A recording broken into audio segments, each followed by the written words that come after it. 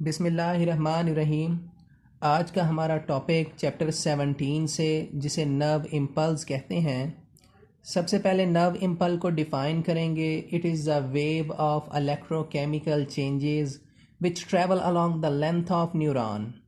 यानी जो nerve impulse है ये एक वेव है, एक लहर है इलेक्ट्रोकेमिकल चेंजेस की, जो न्यूरॉन की लेंथ के साथ, उसकी लंबाई के साथ ट्रैवल करती है, एक न्यूरॉन से दूसरे न्यूरॉन के पास जाती है। यहाँ पर लफ्ज़ इस्तेमाल हुआ है इलेक्ट्रोकेमिकल चेंजेस। इलेक्ट्रोकेमिकल दो टर्मिनोलॉजी का मजमूआ है, दो टर्म्स इसके अंदर जो हैं वो सेमराइज हैं, जमा हैं। पहला केमिकल, दूसरा इलेक्ट्रो। आपको पता है हमारी बॉडी के अंदर जितने भी कंपाउंड्स हैं उनके अंदर स्टोर्ड फॉर्म ऑफ एनर्जी है और वो केमिकल एनर्जी है।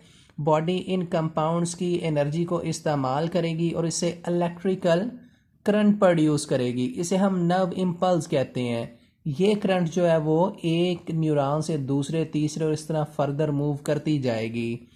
तो हम सिंपली नर्व इम्पल्स को डिफ़ाइन कर सकते हैं कि बॉडी के अंदर केमिकल एनर्जी को इस्तेमाल करके इलेक्ट्रिक करंट बनाना नर्व इम्पल्स कहलाएगा। अब कौन सा ऐसा कंपाउंड है जो इसके अंदर इस्तेमाल होता है?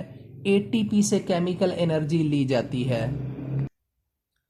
उसके बाद इलेक्ट्रिकल पोटेंशियल। पोटेंशियल कहते हैं सलाहियत। Electrical related to electricity current, यानी किसी भी मेम्ब्रेन की, चाहे वो प्लाज्मा मेम्ब्रेन है, चाहे वो प्लाज्मा मेम्ब्रेन ऑफ न्यूरॉन है, इसकी करंट प्रोड्यूस करने की सलाहियत को हम इलेक्ट्रिकल पोटेंशियल कहेंगे।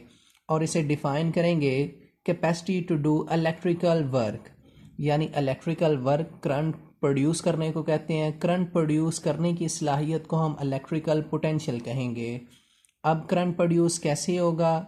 हमें पता है कि हमारी बॉडी के अंदर आयंस मौजूद हैं। ये आयंस अक्रॉस द मेम्ब्रेन एक बैरियर के ज़रिए डिवाइड, एक दूसरे से सेपरेट होते हैं। जब ये आयंस मूव करेंगे तो इनकी मूवमेंट की वजह से इलेक्ट्रिकल करंट प्रोड्यूस होगा।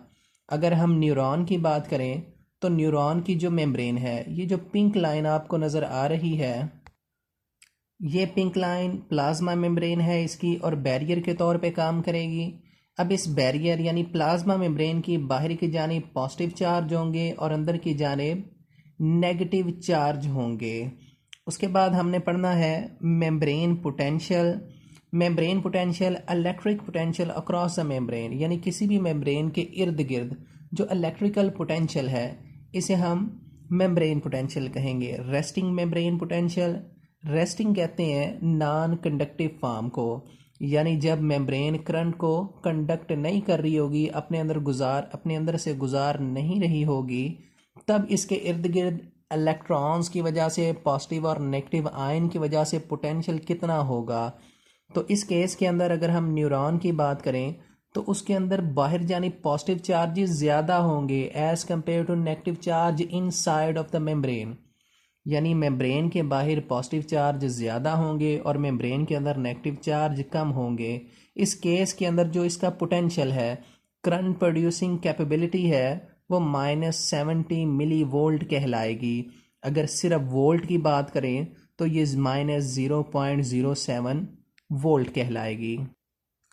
उसके बाद रेस्टिंग मेम्ब्रेन पोटेंशियल और एक्शन पोटेंशियल, यानी जब मेम्ब्रेन नॉन कंडक्टिव फॉर्म के अंदर होगी, इससे करंट नहीं गुजर रहा होगा, ये फॉर्म किस तरह आएगी? आपने याद रखना है कि जब मेम्ब्रेन रेस्ट की हालत में होती है तो इसके इनसाइड नेगेटिव चार्ज होता है और आउटसाइड पॉजिटिव चार्ज होता है। इस केस के अंदर हमने ये पढ़ना है कि कौन कौन से फैक्टर इसके अंदर इन्वॉल्व होंगे, कौन कौन से आयन इन्वॉल्व होंगे, जिनकी मूवमेंट की वजह से मेम्ब्रेन के इनसाइड नेगेटिव चार्ज होता है और मेम्ब्रेन के आउटसाइड पॉजिटिव चार्ज होता है। जब मेम्ब्रेन के इनसाइड नेगेटिव होगा, बाहर पॉजिटिव होगा, इसे हम कहेंगे रेस्टिंग मेम्ब्रेन पोटेंशियल। इसके अंदर कुछ की पॉइंट्स हैं वो आपने याद रखने हैं।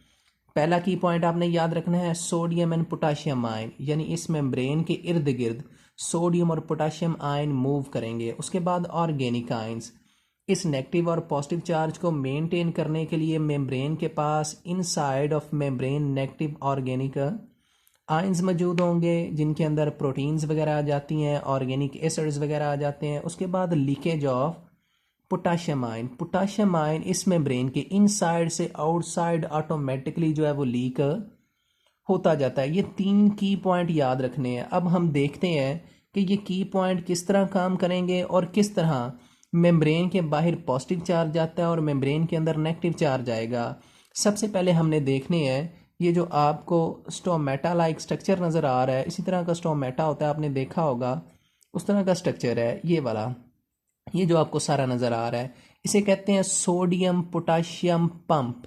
सोडियम पोटाशियम पंप एक्टिवली काम करता है, यानी एनर्जी को इस्तेमाल करेगा, एटीपी को इस्तेमाल करेगा और सोडियम और पोटाशियम की मूवमेंट करवाएगा।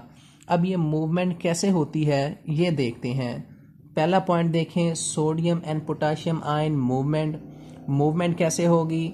ये सोडियम पोटाशियम पंप एटीपी को इस्तेमाल करेगा और 3 सोडियम आयन को 1, 2 और 3 इसे मेम्ब्रेन से बाहर लेके जाएगा। अब बाहर 10 टाइम ज़्यादा सोडियम है as compare to inside of membrane, यानी जितना सोडियम मेम्ब्रेन के इनसाइड है उससे 10 गुना ज़्यादा सोडियम मेम्ब्रेन के बाहर है। अब बाहर पॉजिटिव चार्ज जल्दी से जा ही जा रहे हैं, पहले ही बाहर ज़्यादा हैं और दोबारा से 3 सोडियम मेम्ब्रेन के अंदर से बाहर की तरफ जा रहे हैं। क्या बाहर की तरफ पॉजिटिव चार्ज बढ़ नहीं रहा?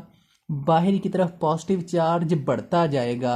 ये रीज़न है कि बाहर पॉजिटिव चार्ज होगा और अंदर नेगेटिव होगा। उसके बाद दूसरी रीज़न ये है कि हमारे पास जो पोटाशियम आयंस हैं, पोटाशियम आयंस क्या करेंगे, जो आउटसाइड कम है एज़ कम्पेयर टू इनसाइड इनकी जो तादाद है वो 20 फोल्ड ज़्यादा है एज़ कम्पेयर टू आउटसाइड, यानी पोटाशियम आयन जो है वो अंदर ज़्यादा होंगे और बाहर कम होंगे। अगर पोटाशियम पहले ही बाहर कम है तो 2 पोटाशियम, एक ये वाला एक ये वाला, इस पंप के ज़रिए अंदर जाएंगे, यानी 3 सोडियम बाहर जाते जा रहे हैं, 2 पोटाशियम अंदर आ रहे हैं, यानी बाहर से यहाँ पर पोटाशियम की वजह से पॉजिटिव चार्ज कम हो रहा है लेकिन उतना ही ज़्यादा सोडियम की वजह से ज़्यादा हो रहा है।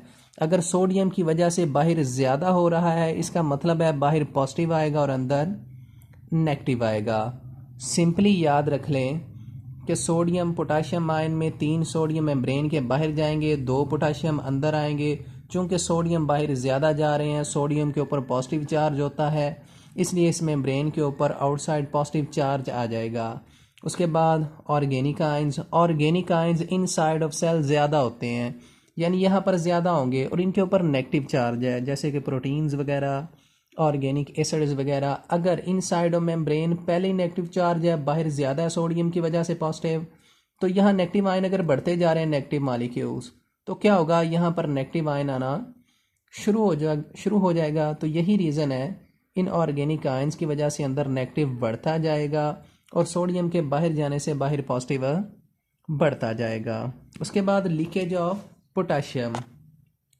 अब पोटाशियम जो है वो ऑटोमेटिकली लीक करता है, यानी 2 सोडियम पोटाशियम जो अंदर आ रहे हैं यहाँ से, ये पोटाशियम ऑटोमेटिकली इस पंप के ज़रिए लीक कर जाएंगे, यानी बाहर चले जाएंगे।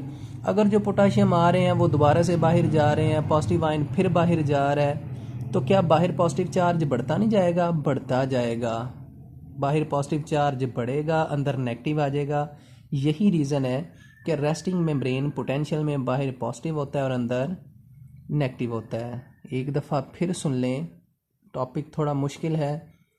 3 सोडियम बाहर को जाएंगे, यानी 3 प्लस बाहर बढ़ रहे हैं, 2 पोटाशियम अंदर आएंगे और वो भी लीकेज की वजह से बाहर चले जाएंगे। इसका क्या मतलब है, 3 ये गए, कुछ पोटाशियम फिर यहाँ वापस बाहर सोडियम चार्ज बढ़ रहा है एज़ कम्पेयर टू इनसाइड, जबकि inside of membrane organic ions हैं जो नेगेटिव हैं। अगर इस मेम्ब्रेन से पॉजिटिव बाहर आई जा रहा है, अंदर नेगेटिव आयंस मौजूद हैं, तो ऑटोमेटिकली यहाँ पर नेगेटिव चार्ज आएगा और यहाँ पर पॉजिटिव आएगा। इस केस के अंदर जब मेम्ब्रेन के बाहर पॉजिटिव होगा और अंदर नेगेटिव होगा, इस केस को हम क्या कहेंगे, रेस्टिंग मेम्ब्रेन पोटेंशियल। यही इसके अंदर हमने पढ़ना है। अब जब मेम्ब्रेन जो है रेस्ट की हालत में होती है, नो कंडक्शन ऑफ इम्पल्स, तो तब इलेक्ट्रिकल करंट प्रोड्यूस नहीं होता।